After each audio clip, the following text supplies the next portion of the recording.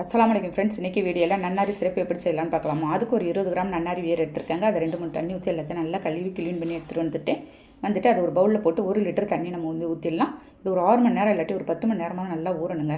அது அப்படியே ஊறிக்கிட்டே இருக்கட்டும். அதுக்குள்ளே ஒரு பவுலில் நான் ஒரு 1.5 ஸ்பூன் பாதாம் பிசின் சேர்த்துருக்கேன். 1 ஸ்பூன் சப்ஜா சீட் சேர்த்து எல்லாத்தையும் ரெண்டையும் ஊற வச்சிடலாம். எல்லாமே நல்ல கூலிங்கான ஐட்டம் தான் ஃப்ரெண்ட்ஸ். இது எல்லாமே பாருங்கள் அப்படியே இருக்கட்டும். அதுக்குள்ளே நன்னாரி சிறப்பு நல்லா ஊறி இருக்குது பாருங்கள். கலர் நல்லாவே சேஞ்ச் ஆகி வந்திருக்கு. அந்த வேர் எல்லாம் நல்லா தண்ணியில் ஊறணுங்க. இதை எடுத்து ஒரு பவுலில் திரும்ப ட்ரான்ஸ்ஃபர் பண்ணி ஸ்டவ்வில் வச்சு 1 லிட்டர் தண்ணி 1/2 லிட்டர் தண்ணி ஆகிற வரைக்கும் நல்லா கொதிக்க வச்சிடுறேன். இதை ஃபில்டர் பண்ணி அப்படியே வச்சிடலாங்க. அதுக்குள்ளே சிறப்பு ரெடி பண்ணிடலாம். ஒரு பவுலில் 1 கப்பு சர்க்கரை போட்டுருக்கேன். ஒரு 1/2 கப்பு தண்ணி ஊற்றி நம்ம நல்ல சர்க்கரையை கொதிக்க வச்சிடலாம். நல்லா கொதிச்சதும் நான் ரெடி பண்ணி வச்சுருந்தேன். இந்த நன்னாரி சிறப்பு எடுத்து அதோடு ஊற்றிட்டு 1 ஸ்பூன் நான் வெள்ளைக்கரு மட்டும் எடுத்து போட்டிருக்கேங்க. அது சர்க்கரையிலலாம் அழுக்கு எல்லாத்தையும் எடுத்துரும். ஃபைனலாக ஒரு 1/2 லெமன் புழிஞ்சு ஊற்றிக்கிறேன். பாருங்கள் பிசுக்கு கொஞ்சம் வந்தது இறக்கிட வேண்டியதாங்க. இது பாட்டிலில் ஸ்டோர் பண்ணி வச்சோன்னா 2 months கூட நம்ம ரெடி பண்ணி சாப்பிட்லாம். ஓகே ஃப்ரெண்ட்ஸ், ட்ரை பண்ணி பார்த்துட்டு கண்டிப்பாக